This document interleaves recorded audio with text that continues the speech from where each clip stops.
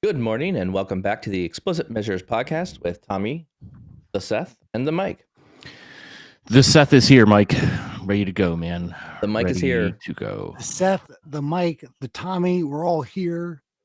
And just in case you 3 times wasn't enough. Let's do it again, guys. Who's all here again? Roll call. Call off. 1. Right? Oh, wow. Oh, man. Has it felt like a long week for you guys? I feel like it's been a long week for me so far. Yes. To all Long those days, things. catching up on things. Things have been utterly crazy. It's good, though. So let's pick off some introductions. Any news around the web? I think we have a tweet from Bernat we'd like to pick on here a little bit. Who found this tweet? Was this you, Tommy? Yeah, as going through the Twitter threads and something that's a bit near and dear to me in terms of what's going on with fabric. So we'll put this in the chat as well. Yeah, here's the chat. Here's the thread. The crux of this is when you create a lake house and there's some things being built, and we've talked about this already, but there's a bunch of these data flow Gen 2s, sometimes like 4 extra items that I don't know necessarily what to do with. And it's one of the more frustrating things because I've been dealing with trying to create a data set in like the default data set in Fabric. I'm like, let me just recreate something, just see how it works, see how quick everything is. Well, I don't want to say problems, but the getting used to, right? Where let's say you're using the direct lake query mode. And how do you know the last time the data was refreshed? Even though from Power BI, from desktop, well, it's the latest you have in the lake house. There's a test. So that's a good question. So Direct Lake, apparently you just link it together and it's just supposed to know when there are additional files or when the Delta table changes, the Power BI report automatically updates. I don't know what the cadence of that is. I don't know how fast it can pick up those new partitions or new pieces of data. What I wanted to do is I wanted to have like a report that's automatically refreshing like every minute and then have data being entered into a table every 2 minutes or something like that. So like every 2 minutes I could see, okay, the last piece of data that entered was, 5 minutes ago. It keeps adding. I know the Delta table is different because it keeps adding data to it. Okay, what is changing on the report side and how long does it take for the Delta table to update to automatically get those changes into Power BI? Which would be interesting. Yeah. I feel like I've heard someone in some presentation somewhere say it was about 15 minutes between when the Delta table updates itself to when the data appears in Power BI. And frankly, that's not that bad.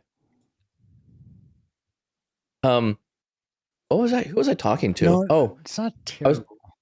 I was also talking to someone. Have you ever run into a situation where you were presenting or you were refreshing data sets multiple times per day, and you now have multiple people looking at the same report and getting different results because their browser cached something or the data changed throughout the day, and we're now having disputes about the information because the data changed throughout the day? I haven't noticed that, but I have noticed that recently when like making a change to a report that's published in an app. Yeah. I'll publish the change and people won't see it. And then they'll refresh their browser and they won't see it. And they have to log out and then log back in. Interesting. To actually consume heavy caching. Change. I have no idea. So I feel like we just encountered a situation where people were questioning numbers in a report and they were refreshing it too fast. And I think the case they were trying to make here was, don't refresh your report multiple times per day. If you can't make a decision between when the report was refreshed, like if there's not a decision being made between the time of when the data was entered in and between the refreshes, there's no need to refresh your report more than once a day, period. I mean, to me, that's the decision point. I had never really encountered this before. And to hearing customers struggling with, they were fighting over numbers because the data set was changing throughout the day. Like it was refreshing like every couple hours. then it was causing problems because someone had a different number than somebody else, and they're like, this is a pain. And they're like, well, we should probably just refresh only once per day. Yeah, I agree. Right. So what is the outline here? Bernat is saying that he created a data flow. Yeah, he created a data flow and four other things. Yeah, he created the data flow and 4 other items appeared. So if you look at his image, data flow 1 appeared, and then he got a data flow staging warehouse, a data set of the data flow staging warehouse, a lake house, data flow staging lake house with some awful GUID that's stuck to it, which again, I hate that. And then it gets another one right behind it, another data set. So it gets 2 data sets, and it looks like 2 warehouse objects, but one's a SQL endpoint, one's a warehouse, and there were 2 data sets just off of that one data flow. So the curiosity is what's happening in the data flow though? Are these objects created as part of that, or is the expectation that all of that just gets contained within the data flow, right? I don't know. I'll have to kick the tires on it a little bit, but what is curious to me that maybe should have come to my mind earlier is if I'm in this case where it's you have a SQL endpoint, you have a warehouse, you have a data set. What it corresponded to a thought I had where I'm looking at Fabric Preview in Power BI Desktop, and there's connect to a lakehouse, connect to a warehouse, connect to whatever. Why am I connecting to those instead of just looking in one lake? Agreed. Why is there a separation? Yeah. And it's like automatically creating data sets for you. Yeah. For what? But I don't understand. Here's the premise that I have to go test out now today. My premise has been it doesn't matter which one of these paths you use, whether it's Lakehouse or Warehouse or Jupyter Notebooks or SQL interface. It's delta tables that we're dealing with. Yeah, it's all the same stuff on the lake side. So I don't care where or how the data was manipulated. I care what the end object is. But if it's all about the end object, why do I have multiple connections to go into these things if they're not separate? So here's where I think, again, I'm going to... So one thing I can confer is, Bernat, you are 100% correct. Creating a data flow created a whole bunch of other artifacts that we don't know what they're there for. Hey, Bernat's in the chat. Hello. So I didn't do anything in the data flow. I just created it. Well, good information. And so I did a similar thing where I created a Delta Lake or a Delta Lake or a lake house, I guess would be the lake house, would be what you would call it. I created the lake house, and by default, I get 2 more artifacts. So just by creating the lake house, the one object of the lake house, you get by default a SQL endpoint, and you get by default a data set from that lake house. So, when you make those objects, other things or other artifacts are immediately being created for you. And in my mental model, I'm thinking here, the SQL endpoint is nothing. There really is nothing. There's no physical items behind the SQL endpoint because it's like SQL serverless, right? It's an environment that you can build in that you can then go reach into the lake and pull out those tables. So to me, the SQL endpoint is more of that SQL serverless entity. Now, if I relate this to what I know inside Synapse, when you create a Synapse environment, you by default get a default database that is the SQL serverless portion. And maybe that's what they're trying to represent there is, hey, there's a SQL serverless database that's running now. You have the ability to connect to those tables directly. So that part exists. Yeah. So but then on top of it, they're also giving you an automatic data set, which I think is confusing now because now you have this entire lakehouse. So does every table in my lakehouse automatically get added to this lakehouse data set thing? Maybe. So now they've got this definition of all these tables inside the lake that are now being immediately applied to this dev lake 01 data set. And so now you have this BIM, essentially. There's a BIM being created on top of all these lake elements. It's just, in general, it just doesn't seem like it's very clear. When I create one, if I feel like I would want to create or, on my own say, well, do I really want to consume this data from the lakehouse using the SQL endpoint or a data set? I feel like I would want to add have the choice to say, auto create me these things or turn it on so I know what it is. Well, it feels slightly better. Alex Stiepler popped in the chat and said the data flow objects, which I assume are the GUIDs, GUID ones, are internal objects that are supposed to be hidden. The Lakehouse stuff is on purpose. Oh, let's see. Interesting. Okay, so we're down to 3. I'm okay with 3. But then it's like, then you have 6. one of each object, though. Yes. Right? So the data flow, staging warehouse, table, and then I guess the home for the warehouse. Yes. Well, interesting. Here's the question too. All right.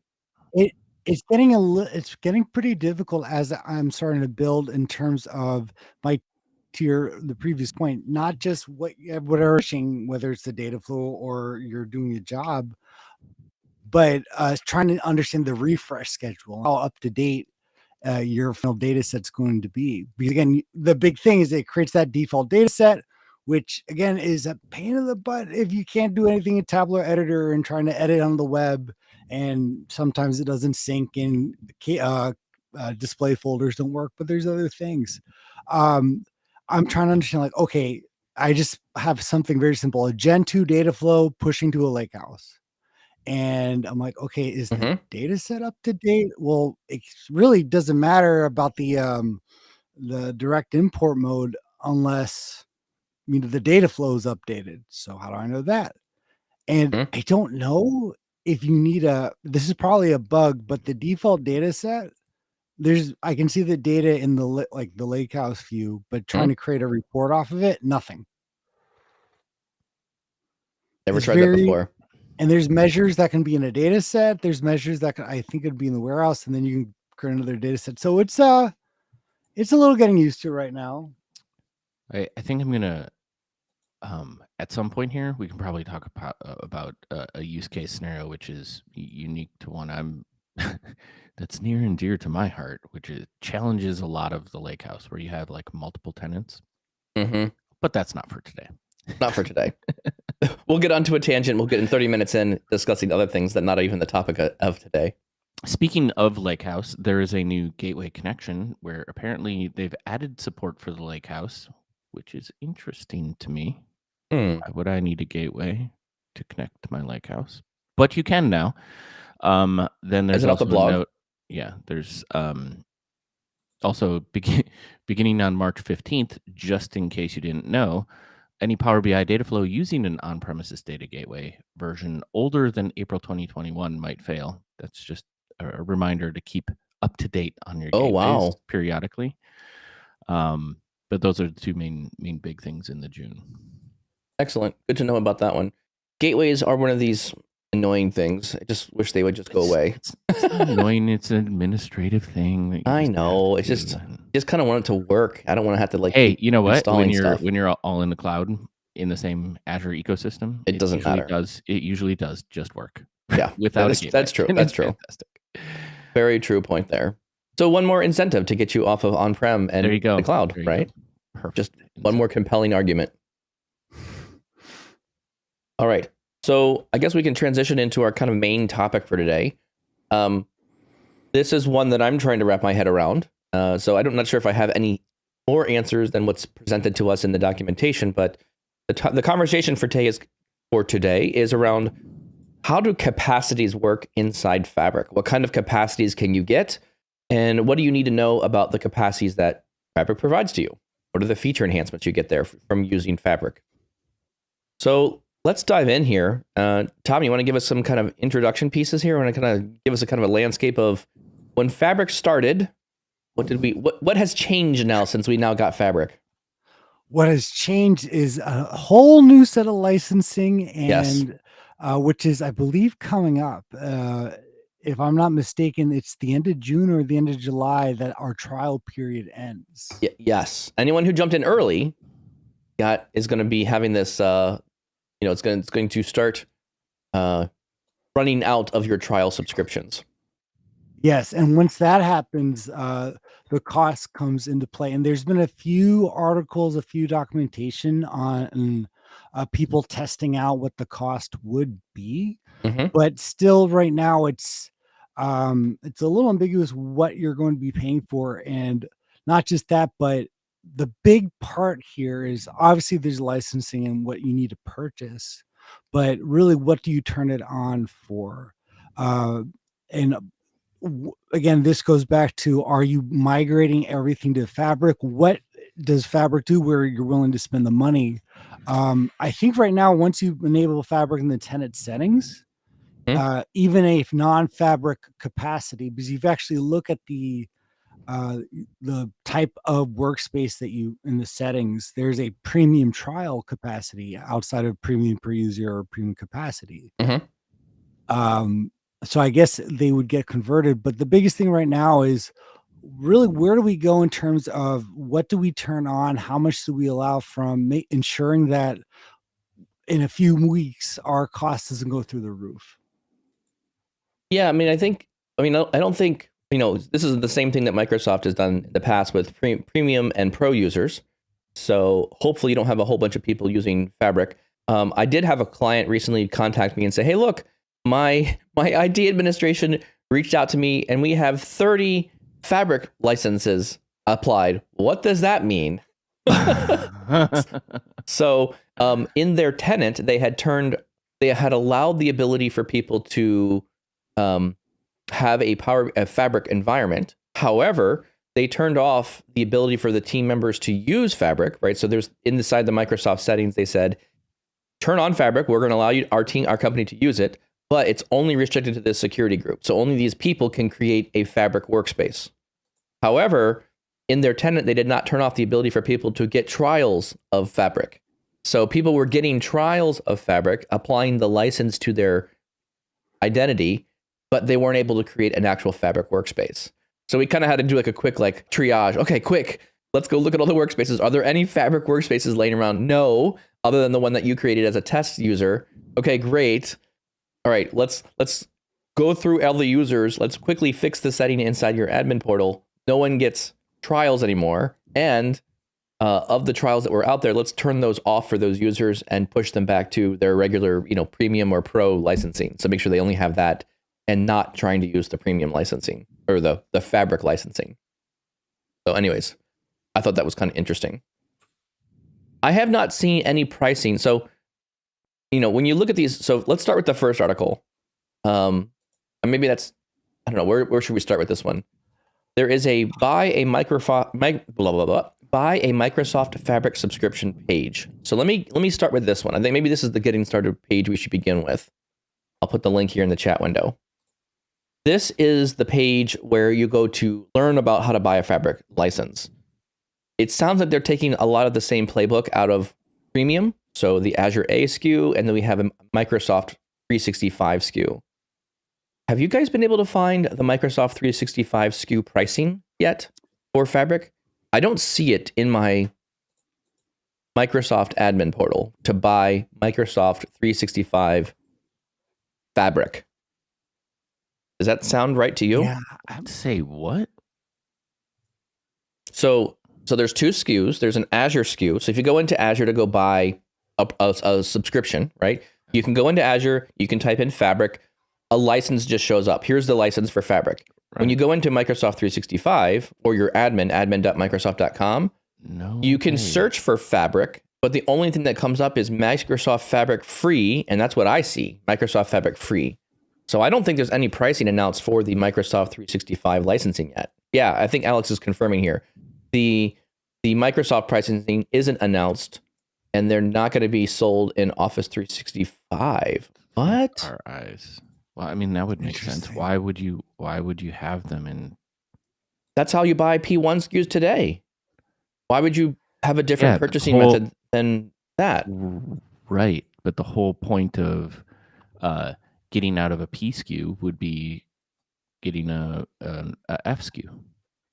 Correct. You would change from a P SKU to an F SKU, so you get more features, right? So I would assume the P SKU is going to be whatever the price it is, and an F SKU is going to be more than the P SKU. That would be my assumption.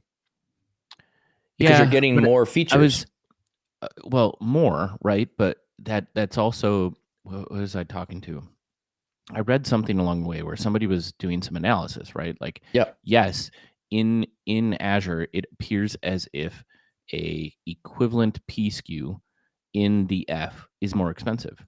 However, the vast majority of organizations have discounted rates in their Azure subscriptions. Okay.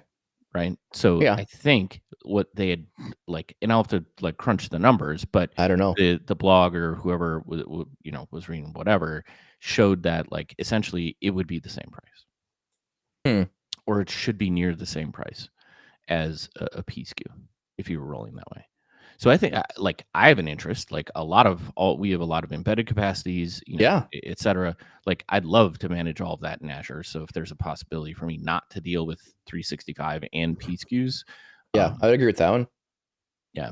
And so I would love to pull it out, but I have been able to see, if you go into Azure and you look for, add a new asset or add a new artifact to a resource group, you can see Fabric there and you can see the pricing, and it does show you the F SKUs going down to F2 all the way up to F 165 or something, some ridiculously big number. Herein lies, so this is where capacities start getting a little bit confusing to me. Well, let's keep going that one. So one, the article feels a bit misleading because it talks about the Azure A SKU, which I can see, and then there's literally one sentence talking about the Microsoft 365 SKU. It basically says Microsoft 365 SKUs, also known as P SKUs, are Power BI SKUs that also support Fabric, which is enabled on top of your subscription. So maybe it's not a P, it's still just the P SKU. I don't know. A P SKU is a Fabric SKU. I don't know. It doesn't make sense to me. Well, it works alongside Fabric in some cases. It supports Fabric. A P SKU or the capacity SKU still will support some Fabric things. Okay, so Fabric content. So so what does that mean then? So does that mean a P SKU doesn't give you all the features of Fabric, but just some of them? This is where I'm confused. This is where I'm getting confused about the licensing. Again, the Microsoft's licensing is just absolutely nuts. Well, and it's getting worse. On the licensing page now? Well, I'm on the buy a Microsoft Fabric subscription. That's the page I put the link to in the chat. That's what I'm trying to read through. So this is the super simplified one. Super simplified. I think the one that starts to bring a little clarity is the Microsoft Fabric licenses. And I'll paste this here. Because there's a table in here. Okay, let's go to that one. It lays out the capacity license types, user capabilities, and whether or not it supports Fabric. Okay. The tweak in my reading of this was you read through this and it just walks through the Fabric trial. Yep. Shared capacity, meaning PPU. Yep. So there is no support for Fabric there. In the P SKU, there is. Azure A SKUs, there's not. And then obviously the Fabric capacity. What I found interesting was the star and quote underneath. Some of the organizational license mentioned in this table are legacy licenses inherited from Power BI. I'm sorry. What does that even mean? What?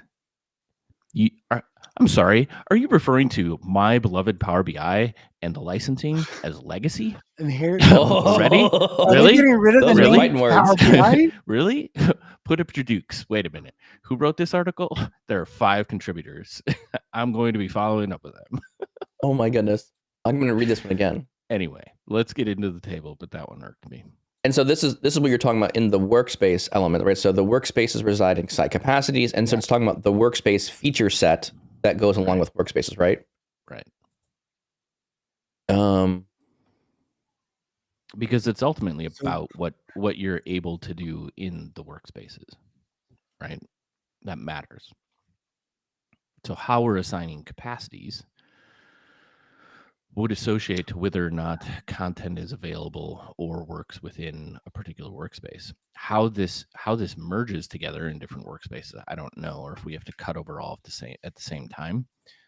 What I will say is I can't find it immediately. But I swore I saw an article where you can upgrade or move your I think it's specific to embedded, but you can move your embedded, I think, to a Fabric capacity, but you can't go back. Which would make sense because in one of these cases, you move to a Fabric capacity. Yeah, so if you have an A SKU, you go to if you went from an A SKU to an F SKU, changing over your workspace, it will fully block you from going back to the A SKU. Right. It would not let you go backwards. So Azure A SKU, independent software vendors, Okay, so the thing I don't understand is, can you do embedding with Microsoft Fabric SKUs? Like, does an F SKU let you embed So this is where things start getting very weird to me, right? This is where I think yes. I have to test this out. This has been one thing I've been meaning to test, is to test out the Fabric SKU A's in don't embedding. support Microsoft Fabric, no. What'd you say? Do not. So A's and EM SKUs do not support Microsoft Fabric. Correct. That's what I understood. But well, they don't. Yeah, they don't support Fabric, but does Fabric support embedding? That's what I think. So. You see what I'm saying? Like, and also here, I think the work. So when we talk about capacities, we're talking about capacities at the workspace level in a lot of cases here, right? So another thing that I was trying to get my head around was Microsoft had this piece of information that said, look, if you are an F32, which is like the higher end of the of one of the Fabric SKUs, if you're an F32, you don't get PowerBI.com. Like, you still need a Power BI Pro license to be able to go into PowerBI.com to use that F32, which feels a lot like the Azure A SKU to some degree, right? It's still so pro users are still required to be there. However, when you get to the F64, when you move up one level higher, which is the equivalent to a P1 SKU, you now by default get all of the PowerBI.com portal elements. Right. So there's this like really weird, like, even though the F SKU is a consistent SKU number from F2 all the way up to F256, whatever the number is, there is a threshold in which if you get to a certain level in Fabric, you no longer need pro licenses, and you can just transition all the way over to free users to consume content from the portal, because now you're officially at the key level. There needs to be like a feature list, a feature intersection here of all the different SKUs and purchasing power that you have for these different licenses to help you really understand like what is included in each of these things. I feel like Fabric is like they include everything, but then they do silly things like, well, you need a pro license now to access a workspace that's on a Fabric. Then it's like it's not all inclusive. It's now exclusive. So it feels like it's half baked. Or it's just on a transition path. Like, maybe I don't. Yeah, I'm not going to get into like how I think this is all going to like roll. But anyway, speaking to different capacities and SKUs, if you're not familiar, there are a whole slew. Did we paste the one that we're talking about right now into? Yes, yeah, I did paste it in there. Okay, so I think it does a pretty good job of at least outlining where, like, what sorts of workspaces are supported by the different capacities. And then if people aren't familiar, I am happy that they at least with the new F SKU aligned it to the Power BI equivalents, because people are familiar with Power BI equivalents. If you are working in capacities as admins and applying that to your organization, it's nice to at least have that, like, oh, okay, if I wanted to cut over, here's what I would cut over in, and I would like test out the different scenarios of, can you just roll into an F64 from a P1, right? Pretty easily. So like that's pretty good. The whole capacity units thing, I'd love to see the white paper on that and what that means.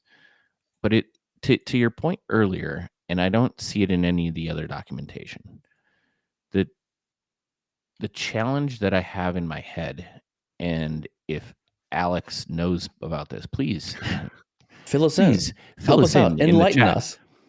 If I think about the workloads of a Power BI PSKU, right? It's specific around end users using reports and hitting tabular models, like hitting models on the back end, compressed memory storage units, whatever, in which it's read. I'm reading a lot of data, and I'm doing that as efficiently as possible.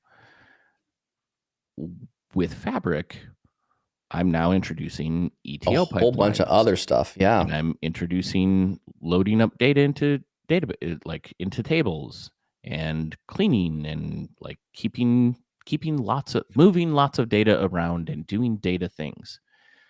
Those types of workloads are significantly different. And if you've worked in platforms in lakehouses or other, things, you can pick many different versions of machines to streamline your workload onto the appropriate data that you're doing. Is it super memory intensive, or is it super CPU intensive, or are you doing data sciencey things, right? Where, like, is the F SKU just going to figure that all out for me? Right? Like, yes. how there is, like, there's turn it on or turn it off, pause or resume. Yeah. Right. And I think what I caught in, and maybe this is getting into the pause and resume thing too, is if folks aren't familiar, it certainly sounds like when they say pausing can make content unavailable, that just like other environments, I need to have a cluster running, which is you need to keep on Fabric all the time. Kind of different from people who like may not understand, like, your SQL database, it's always running. Like there's always an engine that's on behind it. But we get into this false sense of like, oh, I'm just accessing data in the table. It's not reality. So I think I wonder if Alex's yes is to Fabric just automatically figures this out, which would be pretty amazing. I mean, simplify the whole experience. Yes. Yeah, I mean that's my understanding too. Fabric is equal to the serverless capacities of Microsoft, right? It's a platform as a service. You want to use it, you just turn it on and it works. I think the Microsoft's goal here, resounding yeses for all of our folks on podcast platforms, that Microsoft has figured out how to do this much more efficiently than we could. So let me all my costs are going to go down when I roll onto Fabric, right? Well, here's the thing, right? What happens when you want to cost optimize this thing? And I'm going to start throwing out some weirdo scenarios here, right? So, where I'm going with this is step one, I'm looking at this going, okay, what if I want to turn on a Fabric workspace? Because now that Fabric workspace is able to create the one lake, right, which are flat files. And then can I consume those flat files from another workspace? Like, so say, for example, I have a workspace that's all about data engineering, or I'm loading data into that workspace. Okay, I turn on my Fabric in the morning. I run all my jobs in the pipeline. So I turn on Fabric, the pipelines run, the data gets loaded into the one lake. At that time, would I then be able to trigger loads of various data models across my other workspaces? Okay, so now the other workspaces are now accessing Fabric, grabbing the tables, loading their data sets, and basically hydrating all the data. And by 8 a.m. or whatever, 6 a.m., all my loading is complete. And then I turn off my Fabric SKU. So I could literally turn on Fabric for the morning, run all my pipelines into data engineering, and then officially turn off the Fabric, because once the models have been loaded with information, I no longer care to have Fabric running.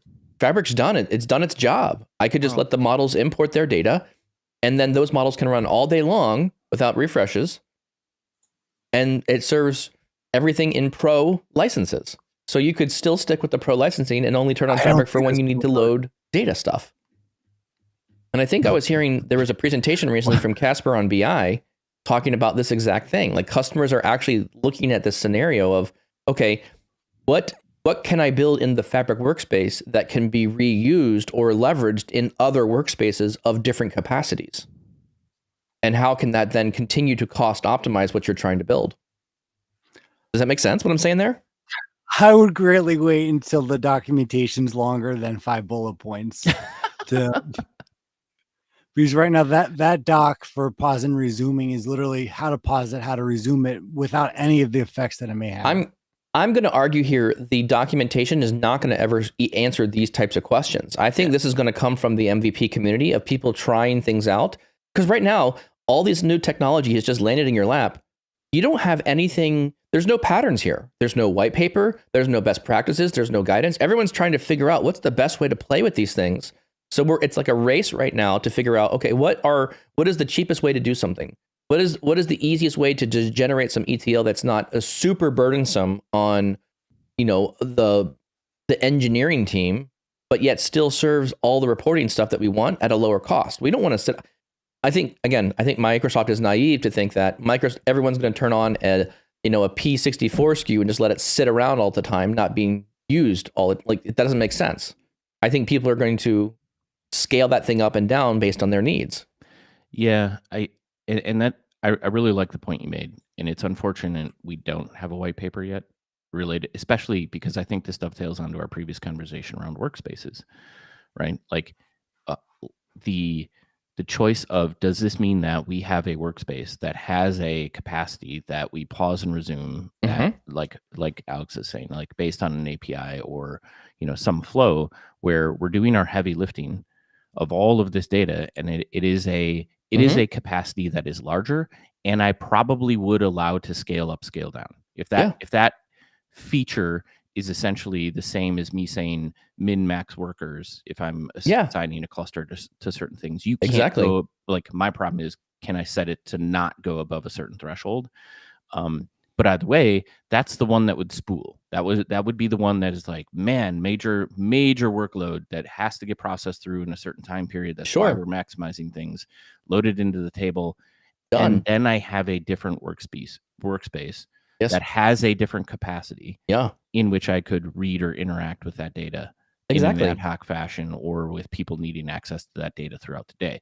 Now, the other interesting scenario you point out is, what if I'm not using Direct Lake? What if I am like loading data into a model? And that is only needed like on a daily basis, which a lot of our analytics, especially when you're talking about large data volumes, like it is one of those things where it's just like, you're not refreshing data all day long. Yes. So could you spool up and then shut down? Sure. There's another use case, right? So how many workspaces am I at already? Yeah, exactly. 3? Yeah. Just between like the data engineering work. This is why I was doing clickbait yesterday with RIP workspaces, because it's RIP workspaces because there's going to be hundreds of these dumb things. And now we're talking about like design patterns that's going to now need 3 workspaces just by themselves to spin up and spool up and refresh and kick refreshes or not refreshes. Like you now have the ability to flexibly do that. Well, I'm glad we're talking about it, because if anything, if I would read through this documentation and be like, oh, okay, great. I can buy a capacity. I can assign as many workspaces as I want to this capacity, and then things are just going to work. But to your point, like, should they? Exactly. Right? Like, maybe you don't. Like, maybe if you do have a P SKU, you need that, but that should still be for your P SKU. And if you're going to roll other things onto here, maybe those should be lower SKUs, or maybe you need to, actually have a higher end one that are like lumped down. And it's like, yes, workspaces are free, but not really. Alex They're not says, free. Workspaces are free. They're not free. They're a pro license. They're always $10 a month. No, what I'm saying though is I wouldn't want to throw all my workspaces that are doing all of these different tasks into the same, like using the same capacity, because they don't all need the same capacity.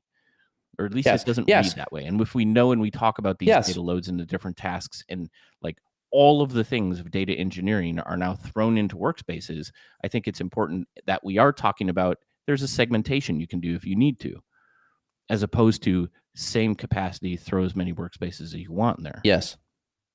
So so what I'm feeling right now is, again, if I think about what Fabric is versus pro users or premium users inside Power BI, right? So we've had this ecosystem of Power BI. And again, as you're saying this, Seth, this is becoming clearer in my head.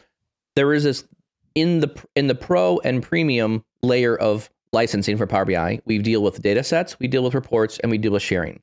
That's the primary function of what Power BI.com does. What we've just added is 2 or 3 more new personas: the data engineer and the data scientist. Right? These are purely data, and these are different workloads that do not belong in the Power BI ecosystem from what we've been using or building the last, 9 years in Power BI, whatever, how long it's been, right? Since 2015, right? So now what I'm looking at and saying, okay, well, that means now I can still let Power BI service those users, but I don't think I'm not going to go in and say, change all my workspaces to now Fabric.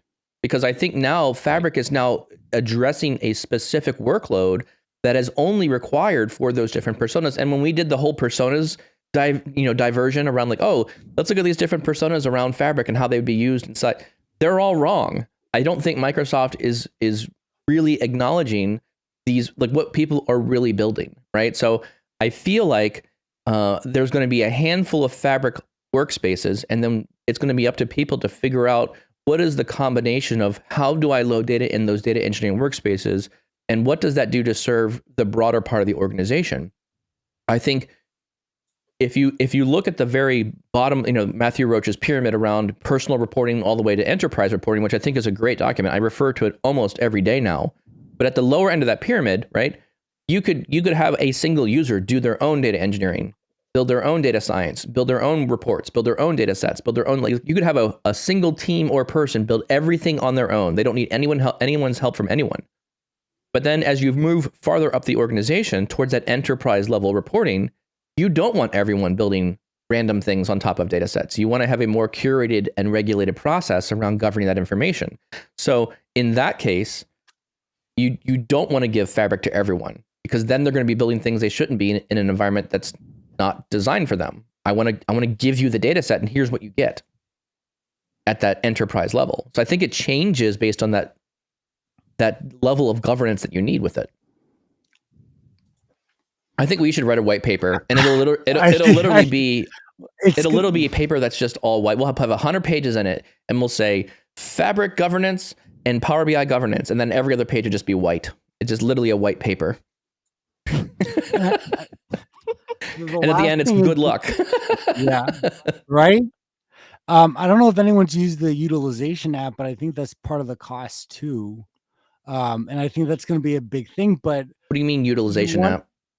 So there's the Microsoft Fabric capacity metrics, and I don't know if that's going to also include the cost, because I think that's going to be a huge part. Rather than writing the white, I'm still lost, Tommy. You need to catch me up. What are you talking about? I am talking about when this launches, and whatever the end result, or once our trial goes off, actually seeing what elements are costing the most utilization. Okay, so you jumped like 3 steps ahead of where we're talking. Okay, we're talking about something else. You jumped all the way back into, okay, there is now a Power BI app in the App Store called the Microsoft Fabric Capacity Metrics app. That's what you're referring to. Yes. Okay, I'm with you now. You went way off the rails here. Okay, you were thinking about you were thinking about something totally different than okay. So you're saying, okay, with that app, have you installed that app yet? Not yet, but I just saw the document here that we'll make sure to send it into the chat as well. Yeah, maybe send that one out.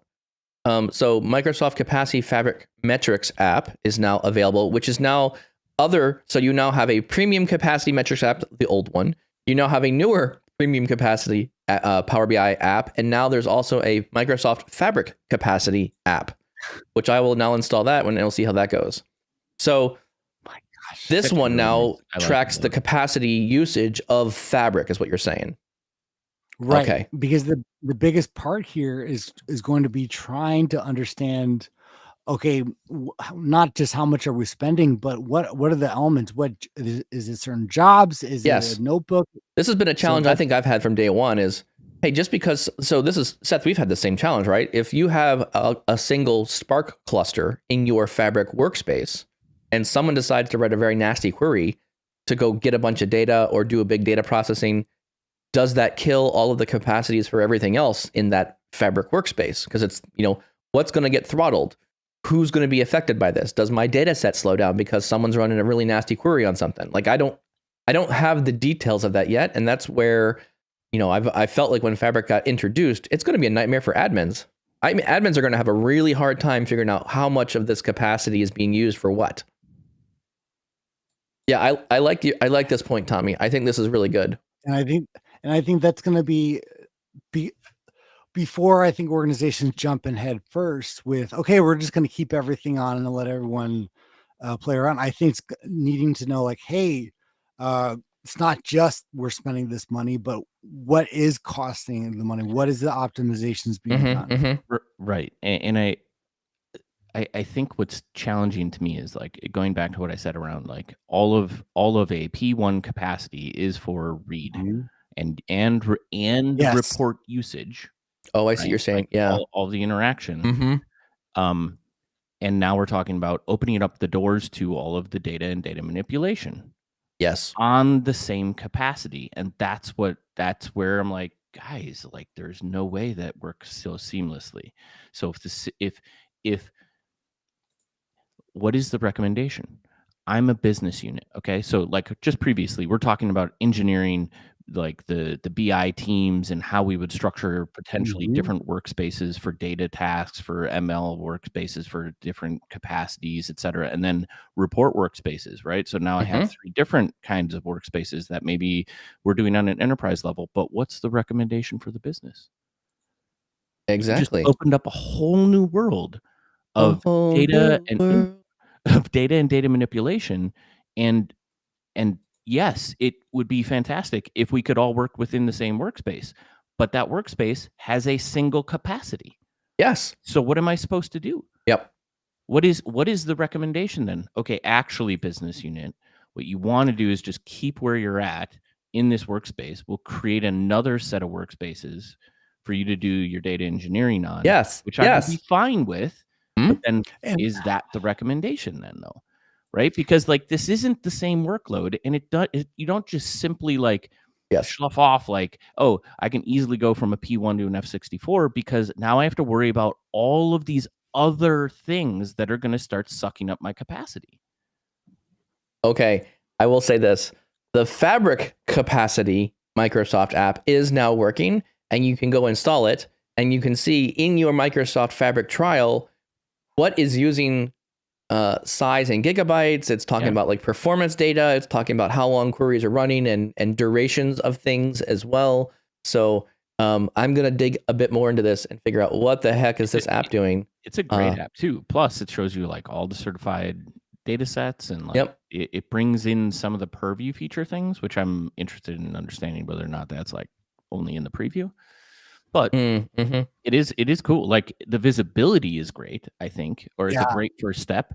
It's to your point earlier, like what the tweaking. So maybe we should start building the white paper, right? Like as you implement these things, if you're seeing that you're going off the rails in capacity, now you have to create a different workspace, migrate all of your objects into that workspace, or like how does that work? Exactly. I think what if all my workload, what if everything I built is in one workspace and now I need to split it apart, separate things out? Yes. How easy and seamless is that experience? Yeah.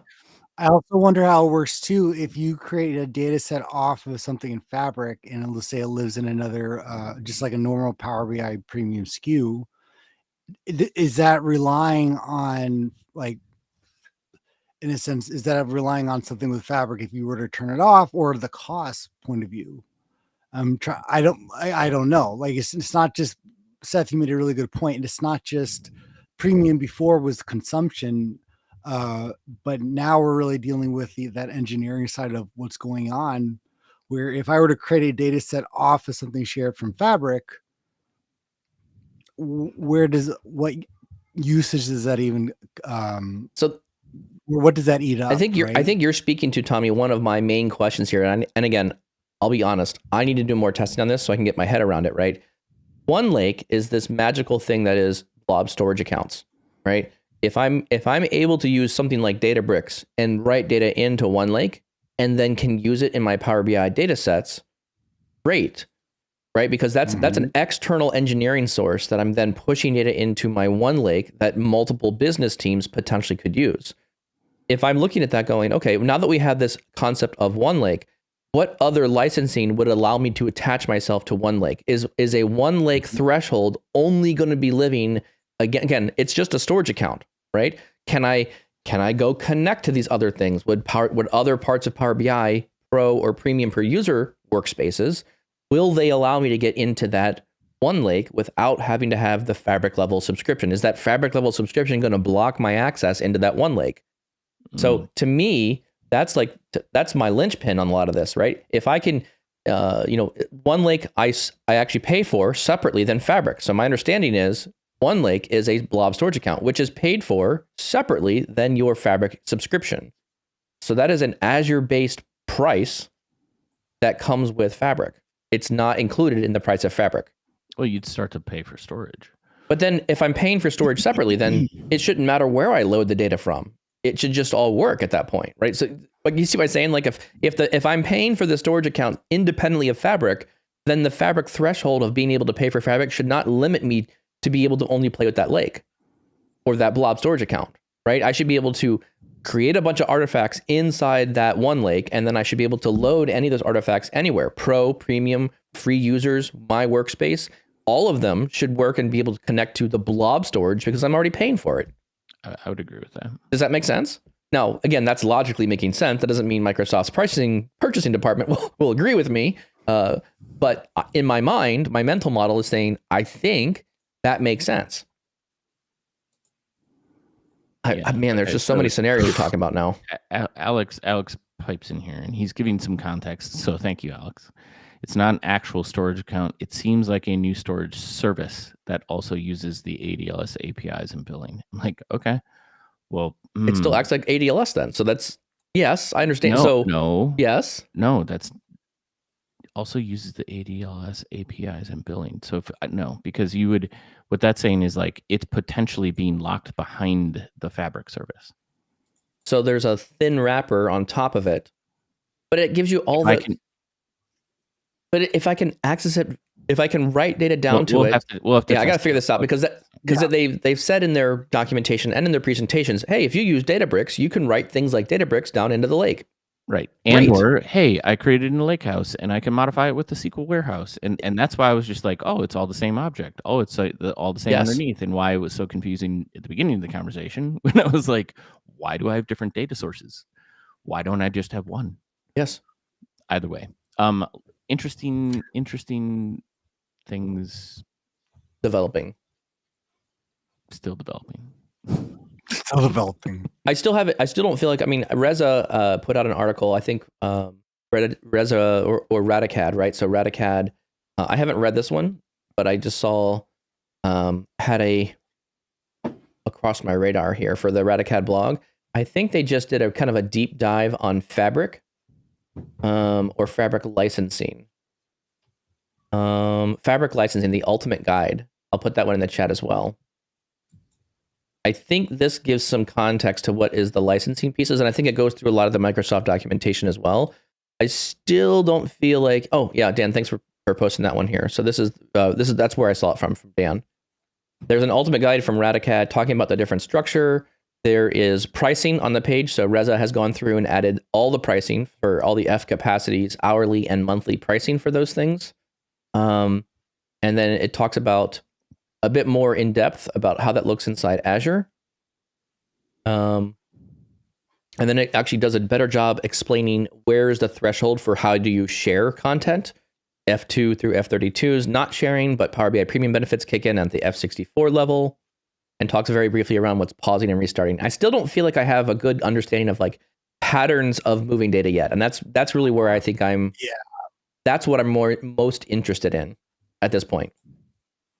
How can I move data around between the different SKUs or the different Power BI licensed environments? What I find interesting is like if the preview is going to end in July, there certainly are a lot of features that need to get implemented. What do you mean? The one security. Oh, one security layers on top of things. Like the other thing that there are certain use cases that this works for. If you're talking about analytics internally inside an organization, like this is it's going to fit that need much more so than if you're using Power BI as an embedded solution in applications. Like there are so many gaps right now in terms of like if an application is utilizing row level security in different ways and you're not using AAD and there's no auth that way, like all of that is not existent with like the one direct connection. So there's a lot of gaps as it relates to like supporting all analytic solutions. Yeah, and I would also argue one security I think is a very encouraging feature based on what was described. Sure.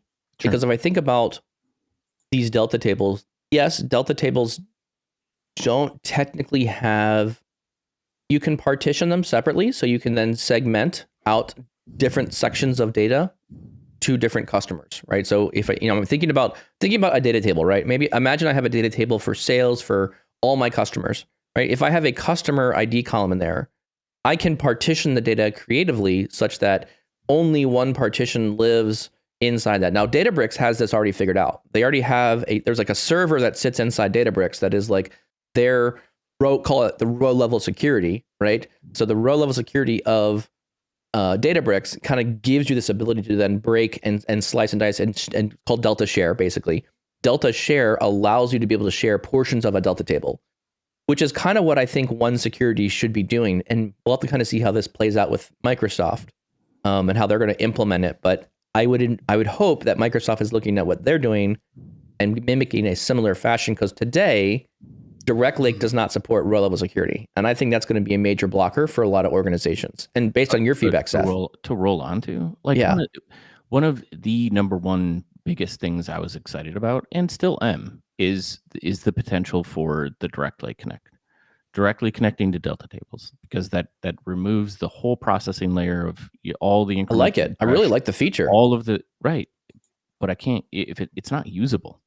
It's not usable to me in my use case, right? And if you're not supporting row level security at this point, and I know it's coming, right? But great. Look forward to that roadmap when you're telling me it's going to be there. But if it's not here now, the challenge is now is the preview.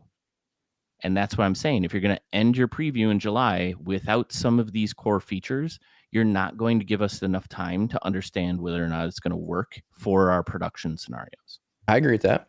Oh, I see what you're saying. Okay. Yeah. So you're saying there's missing features that need to be evaluated before I can really say light up some Fabric workspaces in a production environment. Yeah, I see that. But think about how you do any sort of like big transition. I have a production workload. This is the performance. This is how it's working. If I'm going to make a huge change on platform or the way I do things, etc., my POC is a direct representation of what I have in production, so that I understand cost, I understand how it performs, and I can do an apples to apples comparison as much as possible to be able to sell the rest of the business on this is worthwhile for us to do. Without that, I'm going to eat that cost later on, because I'm going to be out of preview, and then you're going to give me the feature, and that's the only time I'm going to be able to do the apples to apples. Yeah. Yes. Well, I mean, you'll have to spin up. Then at that point, you'll have to pay for the fee. Like you have to go buy, something from Azure, try it for a weekend, and say, okay, did this work with my need? All right, so I think we're at the time. We've burned through a perfectly good hour of your day. I hope this was a good walk or run or whatever you do on the people who listen on the podcast. This was, go runner, go biker, whoever if you've made it this far, keep going. You're almost there. So I'll encourage those. I've heard a lot of people say, yeah, I listen to you guys when I'm running or are going for a long walk. So for those of you who are exercising, congratulations. Keep up the good work. That being said, our only request actually, I forgot. I did do some ChatGPT stuff over here. So I did ask ChatGPT and Bing some questions around the answers here. So one thing I asked ChatGPT was, how do I know which Microsoft Fabric license to purchase for my enterprise? And it kind of gave me some gobbledygook around like, well, you can get a Microsoft enterprise agreement, and you can give me here's a subscription, a Microsoft products and services. It was a bunch of crap that was not right. And then it said, to determine if a suitable licensing program is relevant for your organization, it gave me 5 bullet points that were interesting. First one, it said, assess your organization's size and needs, evaluate your number of users. I would agree with that. Engage with a Microsoft representative or partner. Now, my guidance here was start with the partners first before you go to your Microsoft representative, because if you talk to Microsoft representatives, every Microsoft representative I've ever talked to, anyone who talks about premium in Power BI, they're like, yeah, you need a P1. Yep, that's what you got to buy. Every single one. And I'm like, dude, no, they don't. Like, you don't, that's not. Every single Microsoft rep I've talked to always pushes their Apple mic, like the most expensive SKU. So I'm like, I would not recommend that one. So I would say start with a partner of Microsoft, because I think they'll give you a better picture of what your business needs and help you buy the appropriate licensing. Then it says evaluate your licensing and cost. Yes. Consider future growth and scalability. Anticipate your organization's growth and determine if the chosen licensing program can interpret future expansions. I thought that's a good point. I felt that was pretty relevant. And then finally, it said, review your licensing terms and agreements. Good luck finding any of those for Power BI Premium because they're like non-existent and it's very difficult to nail Microsoft down on whether or not you can use Power BI SKUs for embedding to things or whatever. So, yes. Anyways, that sounds good there. I'm fairly happy with the comments that came out from Microsoft. Bing kind of gave me some other gobbledygook here, just talking about. I mean, Bing was a little bit more current. It did talk about the two different licensing models, the Azure and the Microsoft 365 licensing models, but it didn't give me any additional features other than what's in the articles on the website today. So not a lot of help. I do want to make a point of clarification here, right? Like this is our conversations around Fabric are and we're having a lot of them because Power BI is part of that ecosystem now. Yep. Like, all of this is going to affect us at some point. A lot of the challenges and the challenging conversation is because this is in preview, right? It like somebody made a comment about like organizations that are government or big privacy. Like you're gonna have to wait a while, right? Like this is the way Microsoft runs right now. Oh, like, yes. Get it out early. Get it into people's hands so we can start playing with it. So that's a good point. The challenges that we have with the tool right now are not going to be the same challenges that we have in 6 months. Yeah, and they're certainly not going to be in a year, right? But our motivation is to try to get engaged with this tool as quickly as possible. And these are some of the things that are part of our conversation all the time. Some of them we hate, some we don't like, and some we love, right? And it's the same thing we did with Power BI, right? Like when it first came out, I can't believe I can't do this thing. And then it's like, woohoo, game changer, right? Yeah.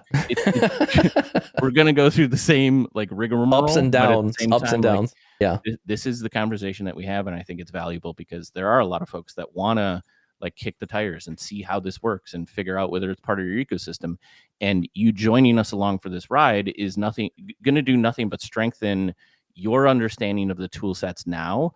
Yes. And at least put that kernel in where you're like, you can look for the optimization or that opportunity where potentially you can start to do like the comparisons with your existing tool sets.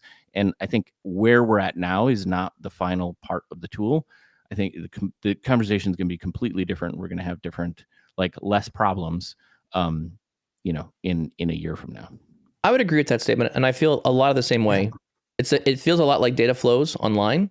Initially, they released it. It was very rough, but they made good improvements. And a year later, it was much more solid and much more reliable. I feel like this is another similar one where it feels a bit rough now, but it's going to continue to smooth out as they continue adding features to it. Right. All right.